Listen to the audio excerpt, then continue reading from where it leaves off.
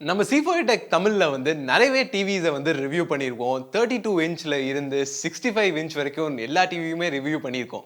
ஆனா, இன்னைக்கு இந்த வீடியோல ஒரு 75 இன்ச் டிவிய ரிவ்யூ பண்ண போறோம். இங்க நம்ம என்ன பார்க்க போறோம்னா, சைஸ் நிஜமாவே முக்கியமா அப்படின்றது தான் பார்க்க போறோம். என் பேரு ஹாரிஸ். நீங்க பார்த்துட்டு இருக்கிறது Mediatek தமிழ். வீடியோ பிடிச்சிருந்தா கீழ இருக்க லைக், சப்ஸ்கிரைப் கூடவே இந்த பெல் ஐகானையும் பிரஸ் பண்ணுங்க. இப்போ நம்ம இந்த ரிவ்யூக்கு போலாம். 75 இன்ச்சஸ்ன்னு சொல்லும்போது இது கண்டிப்பா பெருசா தான் இருக்கும். சில டேபிள்ல ஃபிட் ஆறதுக்குமே பெருசா தான் இருக்கும். ஆனா டேபிள்ல ஃபிட் ஆகும் அப்படின்னு கேட்டீங்கன்னா, கண்டிப்பா ஒரு பெரிய டேபிள் இருந்தா ஃபிட் ஆகும். இங்க ஸ்டாண்டோட சைஸ் என்ன அப்படின்னு பார்த்தீங்கன்னா, இங்க 100 சென்டிமீட்டர்ஸ் இது வைடா இருக்கு. இந்த ஸ்டாண்ட் பத்தி பேசும்போது இங்க அலுமினியம் அலாய் மெட்டீரியல் இவங்க யூஸ் பண்ணியிருக்காங்க. இங்க Xiaomi பிளாஸ்டிக் யூஸ் பண்ணாம அலுமினியம் அலாய் யூஸ் பண்ணியிருக்கிறது ஒரு நல்ல விஷயம் தான். ஸோ Xiaomi இங்க நல்லா பண்ணியிருக்காங்க அப்படின்னு தான் சொல்லணும். இன்னொரு விஷயமும் இங்க பில்ட் அண்ட் டிசைன் அப்படின்னு சொல்லும்போது Xiaomi கண்டிப்பா நல்லா பண்ணியிருக்காங்க. இங்க எதுவும் மொக்கையா பண்ணியிருக்காங்க அப்படின்னு சொல்ல முடியாது. யுனிக்கா இருக்குன்னு சொல்ல முடியாது. ஆனா பார்க்கிறதுக்கு இது நல்லா இருக்கு. Xiaomi அவங்களோட ஒரிஜினல் Mi TV 4ல பில்ட் குவாலிட்டியோட ஸ்டாண்டர்ட்ஸ் ரொம்பவே ஹையா செட் பண்ணியிருந்தாங்க. இங்க இன்னுமே மெட்டல் ஃப்ரேம் தான் கொடுத்துருக்காங்க. SECC பேக் யூஸ் பண்ணியிருக்காங்க. பிளாஸ்டிக் கிடையாது. இப்போ நம்ம எல்லாரும் இங்க வீடியோ பார்க்க வந்ததுக்கு ஒரு முக்கியமான ரீசன் இந்த 75 இன்ச் பேனல் தான். இந்த பெரிய 75 இன்ச் பேனல். இது 4K QLED பேனல். இங்கே நான் சொல்லணும், கண்டிப்பாக இது பார்க்குறதுக்கு ரொம்பவே நல்லா இருக்குது. 75 இன்ச்சஸ் நிறைய பேருக்கு ஓவர் கில் மாதிரி தெரியும். ஆனால் பர்சனலாக இந்த எக்ஸ்ட்ரா ரியல் எஸ்டேட்டை நான் ரொம்பவே என்ஜாய் பண்ணேன் அப்படின்னு தான் சொல்லணும். இங்கே சைஸ் பெருசாக இருக்கிறது கண்டிப்பாக நல்லா இருக்குது அப்படின்னு தான் சொல்லணும். ஆனால் இது எப்படி பெர்ஃபார்ம் பண்ணுது அப்படின்றத இப்போ பார்க்கலாம். இதை நான் ஏன் சொல்கிறேன்னா, எங்கள் ரிவ்யூ யூனிட்ல ஆக்சுவலாக 2 கலர் ப்ரொஃபைல்ஸ் இருந்துச்சு. ஒன்று மீடியா பிளேபேக்கு, இன்னொன்று யூஐக்கு. இதை நான் எக்ஸ்பிளைன் பண்ணுறேன். இங்கே கலர் டியூனிங் வீடியோ பார்க்கும்போது இல்லை மீடியா கன்சியூம் பண்ணும்போது நல்லா தான் இருந்துச்சு. மிச்ச Xiaomi டிவிஸோட கம்பேரபிளாக தான் இருந்துச்சு. இங்கே பேலன்ஸ்டான கலர் அவுட்புட் இருந்துச்சு. ஆனால் கான்ட்ராஸ்ட் அப்புறம் சேச்சுரேஷன் கொஞ்சம் பூஸ்டடாக இருந்த மாதிரி இருந்துச்சு. ஸோ நீங்கள் முதல்ல டிவி வாங்குறீங்கன்னா இதை பார்த்தோன்னே வாவ் அப்படின்னு போகிற மாதிரி இருக்குது. ஆனால் இது இந்த ட்ரிக்கை எல்லா கம்பெனியும் பண்ணுவாங்க. அதாவது சேச்சுரேஷன் கொஞ்சம் இன்க்ரீஸ் பண்ணி பார்க்குறதுக்கு நல்லா இருக்க மாதிரி காட்டுறது. ஸோ இங்கே Xiaomi பண்ணது பெருசாக தப்பில்லை அப்படின்னு சொல்லலாம். அது மட்டும் இல்லாமல் Xiaomi இங்கே நிறைய கிரானுலர் கண்ட்ரோல்ஸ் கொடுத்துருக்காங்க. அதனால உங்களோட வியூவிங் எக்ஸ்பீரியன்ஸை உங்களால் ஃபைன் டியூன் பண்ண முடியும். ஸோ இப்போ நம்ம ரெண்டாவது கலர் ப்ரொஃபைலுக்கு போகலாம். அதாவது யூஐயோட கலர் ப்ரொஃபைல். இந்த டிவியில் யூஐக்கு ஒரு செகண்டரி கலர் ப்ரொஃபைல் கொடுத்துருக்காங்க. இது யூசரால் டியூன் பண்ண முடியாது. ஜென்ரலாக நம்ம டிவி வாங்கும் போது நிறைய பேர் கலர் ஸ்கீம் அவ்வளோவா கவலைப்படுறது இல்லை. ஆனால் இங்கே டிவி யூசர் இன்டர்ஃபேஸ்க்கு இது நான் எதுக்கு சொல்கிறேன்னா, இங்கே கொஞ்சம் இது வியர்டாக இருக்கிற மாதிரி எனக்கு தெரியுது. கலர்ஸ் இங்கே வாஷ்ட் அவுட்டாக இருக்குது. சில இடத்துல வைட்ஸுமே கொஞ்சம் ஆஃபாக இருக்குது. இங்கே நீங்கள் யூடியூப் லோகோவை பார்க்கலாம். யூடியூப் லோகோ நம்ம எல்லாருமே நிறைய வாட்டி பார்த்துருப்போம். நம்ம எல்லாருக்குமே அது ரெட் அப்படின்னு தெரியும். ஆனால் இங்கே இது ஆக்சுவலாக ரெட் மாதிரியே இல்லை. இது ஒரு சாஃப்ட்வேர் இஷ்யூவா இல்லை டிசைன் சாய்ஸா அப்படின்னு தெரியல. ஆனால் இந்த பிக்சர் செட்டிங் வெறும் அவுட்புட் மீடியாவை தான் கண்ட்ரோல் பண்ணும். முன்னாடி இருக்கிற Mi TVs பார்க்கும்போது இங்கே பிக்சர் செட்டிங்ஸ் கண்டிப்பாக மாறி இருக்கு அப்படின்னு தான் சொல்லணும். ஆனால் இது அவ்வளோ பெரிய பிரச்சனை இல்லை.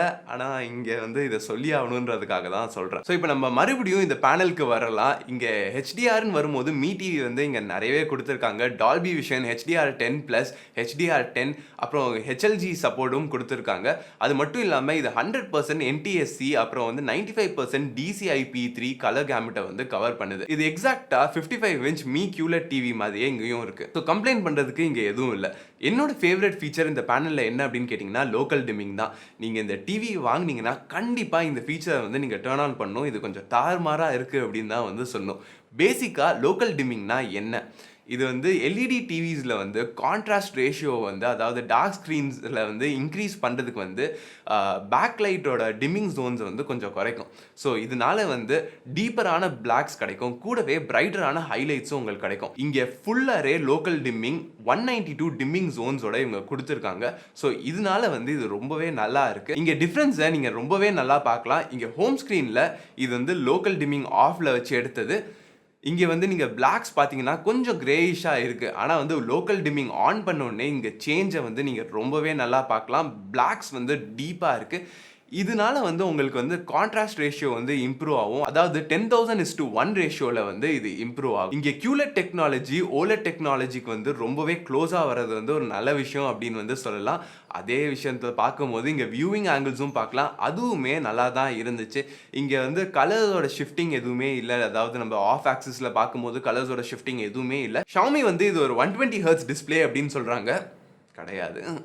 எனிவேஸ் இது வந்து இந்த ரிஃப்ரெஷ் ரேட்டை எப்படி அச்சீவ் பண்ணுதுன்னா eMMC டெக்னாலஜி வச்சு அச்சீவ் பண்ணுது. பேசிக்காக இது என்னன்னா வந்து ஃப்ரேம்ஸை வந்து எக்ஸ்ட்ராபோலேட் வந்து இது பண்ணும். ஸோ இது கண்டிப்பாக ஒரு நல்ல ஃபீச்சர் அப்படின்னு வந்து சொல்லலாம். ஏன்னா கேமிங் அப்புறம் ஸ்போர்ட்ஸ் பார்க்கும்போது இல்லை ஆக்ஷன் மூவிஸ் பார்க்கும்போது வந்து இது யூஸ் ஆகும். ஆனால் இங்கே ஒரு விஷயம் வந்து நீங்கள் மனசில் வச்சுக்கணும், என்னன்னா இங்கே குவாலிட்டி கொஞ்சம் குறைய வாய்ப்பு இருக்குது. கேமிங் பற்றி பேச இல்லை, இது நல்லா தான் பண்ணுது. இங்கே ஒரு Mediatek MT9611 CPU கொடுத்துருக்காங்க. இது ஒரு குவாட் கோர் CPU கூட 2 GB RAM அப்புறம் 32 GB eMMC ஸ்டோரேஜும் இருக்குது. இங்கே ஸ்டோரேஜ் அப்கிரேட் இவங்க பண்ணியிருக்கிறது ஒரு நல்ல விஷயம் அப்படின்னு தான் வந்து சொல்லணும். ஏன்னா இப்போ நிறைய வந்து டிவி ஃப்ரெண்ட்லி ஆப்ஸ் இருக்குது, கேம்ஸுமே இங்கே நிறைய வந்துக்கிட்டே இருக்குது. அதனால இங்கே 16 GB ஸ்டோரேஜ் கொடுத்துருந்தா ஃபியூச்சரில் இதுவே கொஞ்சம் பிரச்சனையாக இருந்திருக்கலாம். ஸோ இவ்வளோ நேரம் நீங்க வீடியோ பார்த்துட்டீங்க. இந்த வீடியோ பிடிச்சிருந்துச்சுன்னா கீழே இருக்க லைக் பட்டன் தட்டுங்க. கூடவே சப்ஸ்கிரைப் பண்ணீங்கன்னா இந்த மாதிரி வீடியோஸை வந்து நீங்க பார்க்கலாம். இந்த பெல் ஐக்கானை பிரஸ் பண்ணீங்கன்னா உங்களுக்கு நோட்டிஃபிகேஷன்ஸும் வரும்.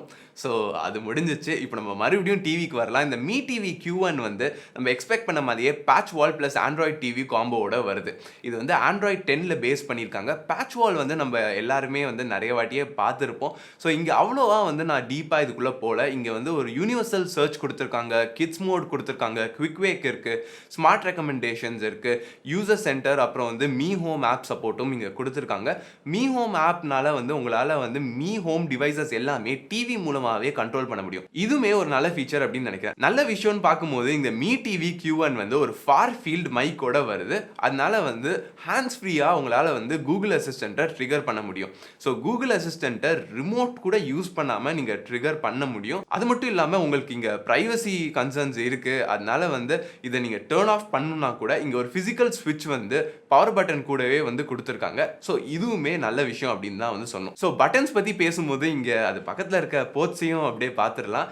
இங்கே நம்ம ஃப்ரீக்வெண்ட்டாக யூஸ் பண்ணுற போர்ட்ஸ், அதாவது 2 USB 2.0 போர்ட்ஸ், அப்புறம் வந்து ஒரு 3.5mm ஆடியோ ஜாக், கூடவே 3 HDMI 2.1 போர்ட்ஸ் வந்து இங்கே பேக் கவரோட சைடில் கொடுத்துருக்காங்க. இங்கே செகண்ட் HDMI போர்ட்டில் வந்து EAC சப்போர்ட்டும் கொடுத்துருக்காங்க. இதனால உங்களுக்கு ஹை குவாலிட்டி ஆடியோ அவுட்டும் கிடைக்கும். இங்கே பேக் கவரோட பாட்டமில் வந்து இங்கே நிறைய வந்து அவ்வளோவா யூஸ் பண்ணாத போர்ட்ஸ் கொடுத்துருக்காங்க. ஈத்தர்நெட், அப்புறம் ஆப்டிக்கல் ஆடியோ அவுட், கூடவே வந்து லெகசி போர்ட்ஸும் இங்கே இருக்கு. இது வந்து ரீச் பண்ணுறதுக்கு கொஞ்சம் கஷ்டமாக தான் இருக்கு, ஆனால் இது பரவாயில்ல அப்படின்னு தான் சொல்லணும். இந்த போர்ட்ஸ்க்கு கீழே 2 15 வாட் ஸ்பீக்கர்ஸ் கொடுத்துருக்காங்க 6 டிரைவரோட. இங்கே வந்து நாங்கள் சில டாஃப்ட் பங்க் மியூசிக்கை வந்து கேட்டு பார்த்தோம். இது ஆக்சுவலாக ரெட்மி டிவியில் இருக்கிற அதே சேமான 30 வாட் ஸ்பீக்கர் செட்டப் தான். ஸோ அதனால வந்து இந்த 75 இன்ச் Mi டிவியை வந்து ரொம்ப தூரத்தில் வச்சாலுமே இங்கே பெரிய சவுண்ட் கேவிட்டிஸ் இருக்கிறதுனால இது வந்து ரொம்பவே ஃபில்லிங்காக சவுண்ட் ஆச்சு. இங்கே டெப்த்துமே நல்லா தான் இருந்துச்சு. ஆனால் இப்போ உங்ககிட்ட வந்து ஒரு பெரிய ரூம் இருக்கு, உங்களுக்கு இன்னும் டைரக்ஷனலான சவுண்ட் அவுட்புட் வேணும் அப்படின்னு நினைச்சீங்கன்னா